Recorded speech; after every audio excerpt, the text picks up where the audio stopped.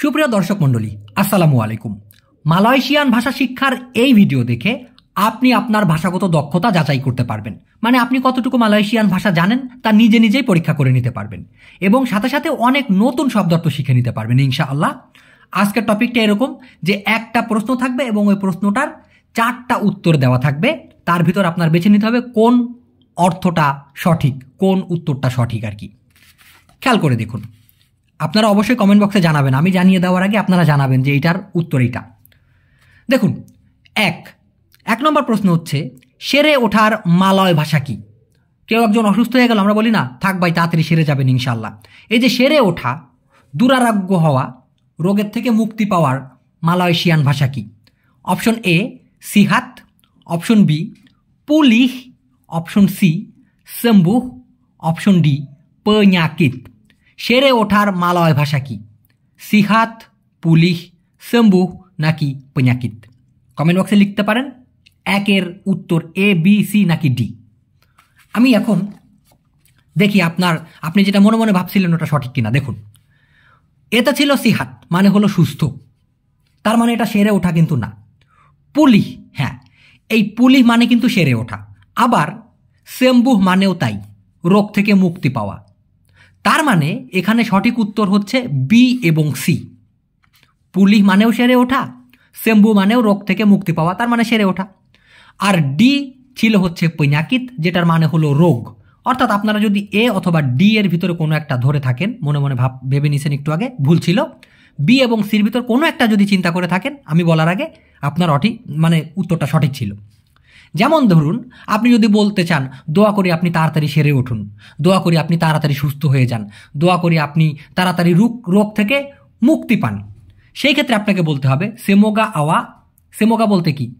Wish করা, মনে মনে একটা জিনিস নিয়ে করা, দোয়া করা। তো সেমোগা বলে ওরা, সেমোগা আওয়া, আমি দোয়া করি যেন আপনি এরকমটা হয়ে যায়। সেমোগা আওয়া চেপাট, তাড়াতাড়ি। সেম্বুহ মানে হচ্ছে কি? রোগ থেকে মুক্তি পান।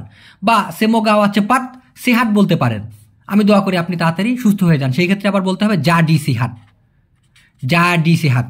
সেমোগা আওয়া চেপাট যা ডি সিহাত, এভাবে বলতে হবে। একটু বেশি পেঁচিয়ে ফেললাম বোধ হয়, কিন্তু জানা তো দরকার, তাই না? ক্লিয়ার হলে মনে থাকবে বেশি। এবার 2 নম্বর প্রশ্ন, অনুমতি দেওয়া, এটার মালয়েশিয়ান ভাষা কি হবে? আমি আবার বলি, অনুমতি দেওয়ার মালয়েশিয়ান ভাষা কি হবে? অপশন এ ইজিনকান, অপশন বি বেনারকান, অপশন সি সেডাংকান, অপশন ডি ছাগলের কান। এটা জাস্ট মজা করে দিছি, এটা তো কোনোদিনই হবে না। এ, বি, সি এবং ডির ভিতরে থাকবে উত্তরটা। অনুমতি দেওয়ার মালয়েশিয়ান ভাষা কি হবে? ইজিনকান, বেনারকান নাকি সেডাংকান? আশা করি মনে মনে ধরে নিছেন। আমি উত্তর দেওয়ার আগে কমেন্ট বক্সে দিয়ে দিন যে 2 এর উত্তর কোনটা হবে। আজকে যদি আপনি 4টা প্রশ্নের উত্তর সঠিক দিতে পারেন 10টা প্রশ্নের ভিতরে, তাহলে আপনি পাস, কারণ আজকে একটু কঠিন আছে। ওকে, দেখুন, আপনি যদি মনে মনে ধরেন যে 2 নম্বর প্রশ্নের উত্তর হবে হচ্ছে এ, অর্থাৎ ইজিনকান, সঠিক উত্তর ছিল ভাইয়া। অনুমতি দেওয়াকে ইজিনকান বলে। আবার যদি বিও ধরে থাকেন, এটাও সঠিক, কারণ এই বেনারকান মানেও কিন্তু অনুমতি দেওয়া বা সত্যায়িত করা। হ্যাঁ ঠিক আছে, এটা করতে পারেন, হ্যাঁ সম্মতি দেওয়া, সেই ক্ষেত্রেও বেনারকান হবে। আর ইজিনকান মানেও কিন্তু অনুমতি দেওয়া। কিন্তু সি এবং ডি তো কখনোই না, ডি অবশ্যই না, এটা জাস্ট ফান করে দিছি। সি সেডাংকান, এটার মানে হচ্ছে অথচ অথবা বরং। তবে কথার ভাজের ক্ষেত্রে অনেক সময় যেহেতু কথাটি বলে, মানে যেহেতু হিসেবে ধরে নেয়, যদিও এটার মানে যেহেতু না। সেডাংকান সাইয়েদ আতাহু, বরঞ্চ আমি এটা জানি না, অথচ আমি এটা জানি না। সেডাংকান সাইয়েদ আতাহু, অথচ আমি এটা জানি না। তো এইভাবে কিন্তু ওরা সেডাংকান কথাটি ব্যবহার করে। তার মানে আমরা জানলাম অনুমতি দেওয়া, সেই ক্ষেত্রে আপনি বেনারকান অথবা ইজিনকান বলতে পারেন। এবার আসি 3 নম্বর প্রশ্নে, সিদ্ধান্ত নেওয়ার মালয় ভাষা কি? সিদ্ধান্ত নেওয়ার মালয়েশিয়ান ভাষা কি? অপশন এ আমবিল বেরাত, অপশন বি আমবিল খাবার, অপশন সি আমবিল kesempatan, অপশন ডি আমবিল keputusan। সিদ্ধান্ত নেওয়ার মালয়েশিয়ান ভাষা কি? আমরা জানি নেওয়াকে বলা হয় আমবিল, আমবিল, আমবিল, আমবিল। কিন্তু সিদ্ধান্তের মালয়েশিয়ান ভাষা কি? এখান থেকে বের করুন, কি হবে? বেরাত, খাবার, kesempatan নাকি keputusan? আশা করি 3 নম্বর প্রশ্নের উত্তর আপনি মনে মনে ধরে নিয়েছেন। এবার দেখি আপনার ধারণাটা সঠিক ছিল কি না। দেখেন, আপনারা কিন্তু একসাথে নিজেকে যাচাইও করতে পারতেছেন এবং প্রচুর সংখ্যক শব্দার্থ শিখে ফেলতেছেন। প্রথমে এতে ছিল আমবিল বেরাত। আমরা জানি বেরাত মানে হলো ভার বা ওজন। হ্যাঁ, বেরাত ব্রাপা কত কত ওজন। তো দায়ভার নেওয়া, দায়িত্ব নেওয়ার ক্ষেত্রে বলা হয় আমবিল বেরাত। ভাঙাই দিতেছে একটু পর, একটু খেয়াল করে দেখুন। তো এই আমবিল বেরাত মানে হচ্ছে দায়িত্ব নেওয়া, ভার নেওয়া, ওজন নেওয়া। ঠিক আছে, আমবিল বেরাত। তার মানে আমরা যেটা বলতে চাচ্ছিলাম সিদ্ধান্তর মানে এটা না, তো এটা ভুল ছিল যদি মনে মনে ধরেন। আমবিল খাবার মানে হচ্ছে খবর নেওয়া, খবর। হ্যাঁ, আপা খাবার, কি খবর, হ্যাঁ কি কুশলাদি, মানে কুশলাদি নেওয়াকে বলা হয় আমবিল খাবার। তার মানে এটাও না। আমবিল কেসেম্পাতান মানে হলো সুযোগ নেওয়া, তার মানে এটাও না। তো কেসেম্পাতান বলতে হচ্ছে কিরকম সুযোগ আমি বলি। ধরেন আপনি একজনকে বিশ্বাস করলেন, আপনার সেই বিশ্বাসের সুযোগ নিয়ে আপনার পেছনটা করে দিল। তো এই যে একটা সুযোগ বুঝলো, সুযোগ নিল, হ্যাঁ, আপনার দুর্বলতার একটা মানে ফায়দা তুললো, এই যে ফায়দা তোলা বা ওই সুযোগ নেওয়াকে বলা হয় আমবিল কেসেম্পাতান।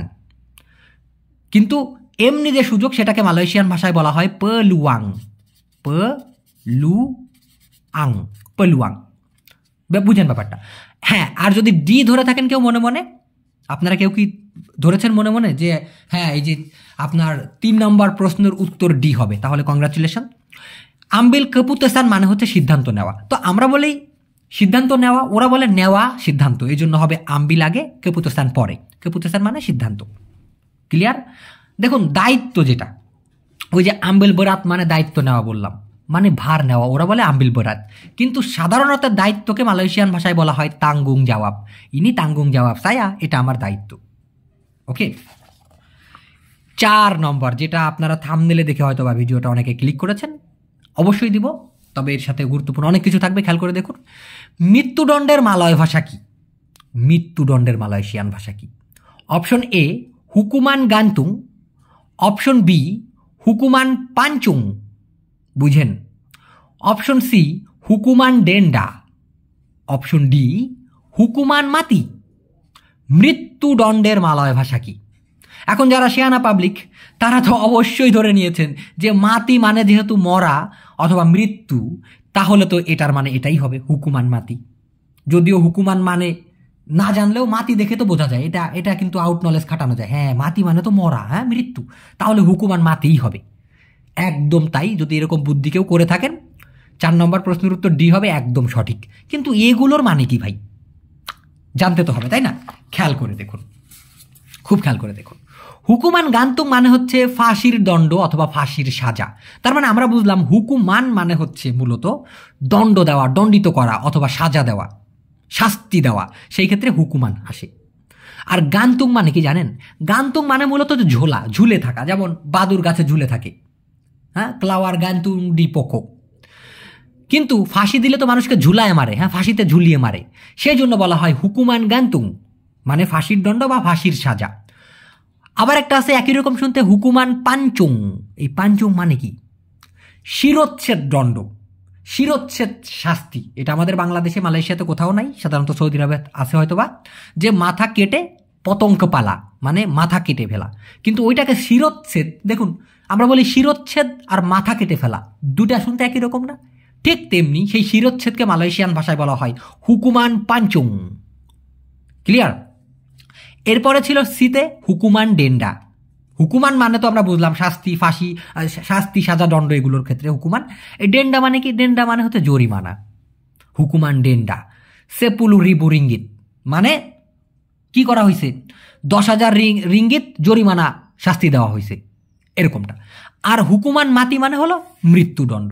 তবে যদি কারো জেল হয়, এগুলো তো অনেক ধরনের সাজা বুঝলাম, কিন্তু যদি কারো জেল দেওয়া হয় 6 মাসের, সেই ক্ষেত্রে কি হবে? হুকুমান পেঞ্জারা এনাম বুলান। হুকুমান মানে কি? দণ্ড অথবা শাস্তি, হ্যাঁ দণ্ড যাই বলেন। পেঞ্জারা মানে হলো জেল। তো হুকুমান পেঞ্জারা মানে হচ্ছে জেলের দণ্ড দেওয়া হয়েছে কত মাস? এনাম বুলান।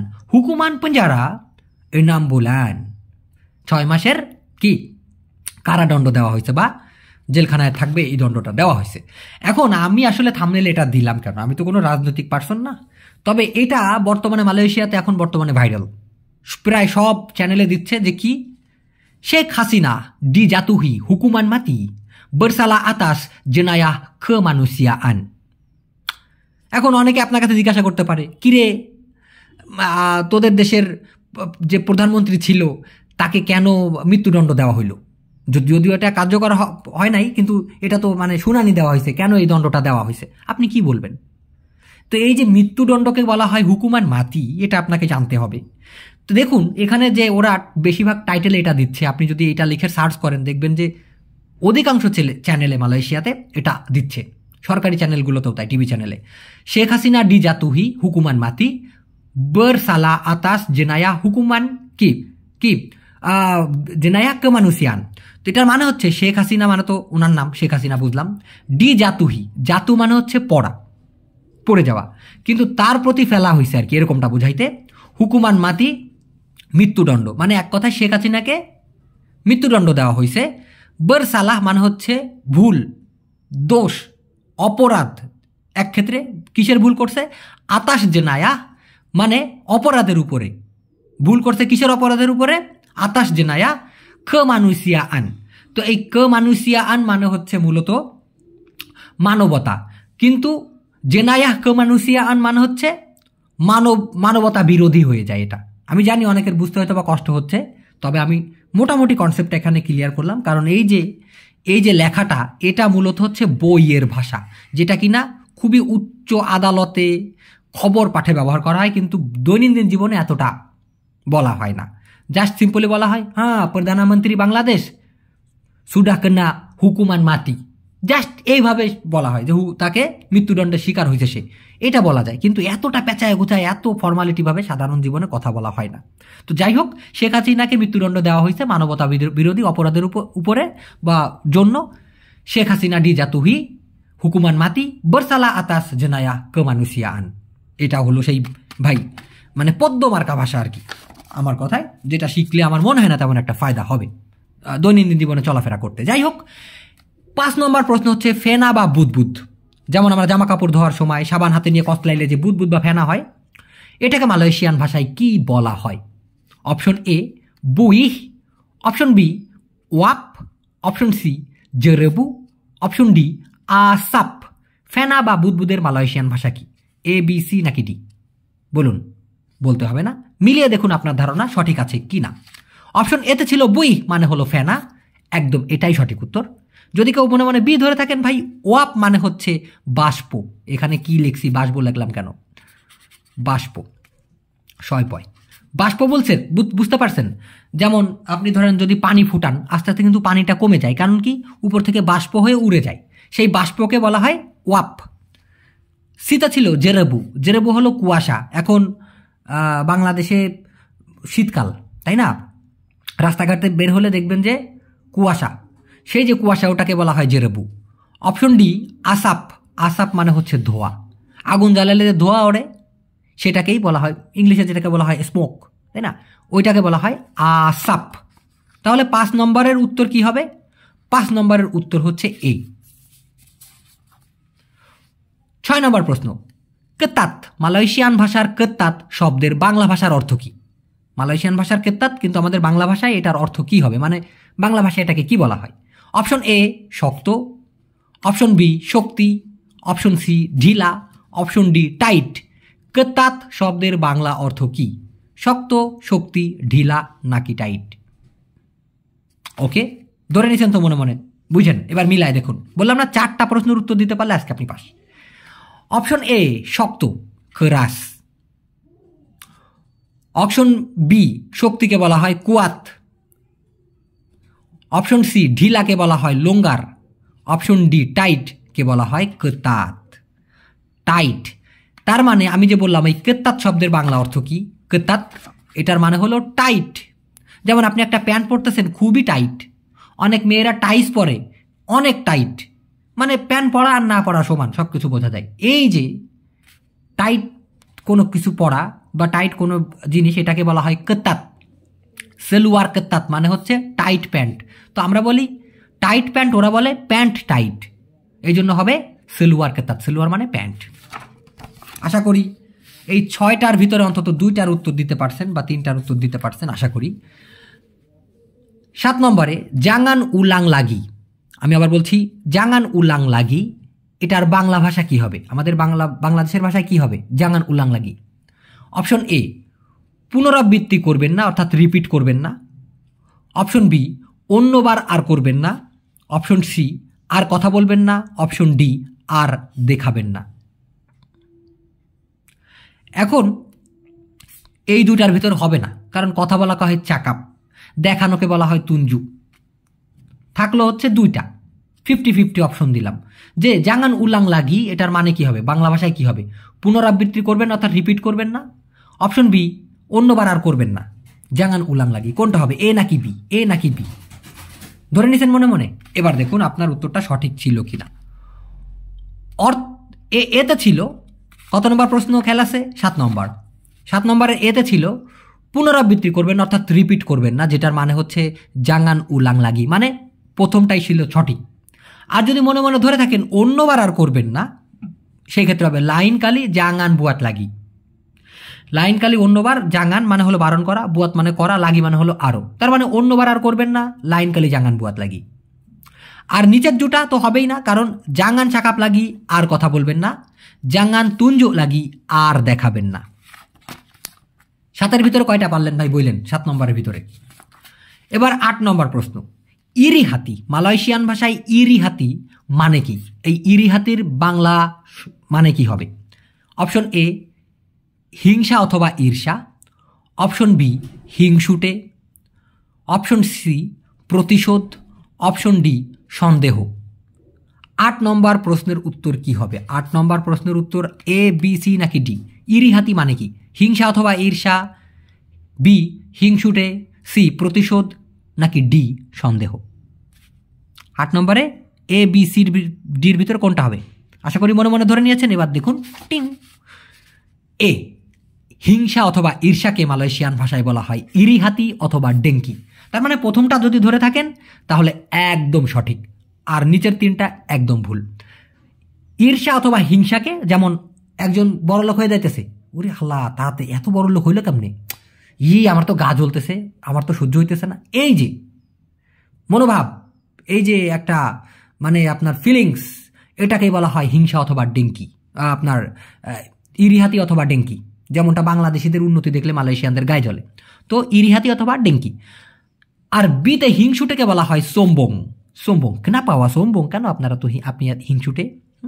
প্রতিশোধকে মালয়েশিয়ান ভাষায় বলা হয় বালাস ডেন্ডাম। কি বলা হয়? বালাস ডেন্ডাম। সি বুঝলাম, প্রতিশোধ, বালাস ডেন্ডাম। এবার হচ্ছে ডি, সন্দেহ। সন্দেহকে বলা হয় চুরিগা। চুরিগা মানে সন্দেহ। খনাপা ওয়া চুরিগা পাটে সাইয়া, কেন আপনি আমাকে সন্দেহ করতেছেন, এভাবে বলতে পারেন।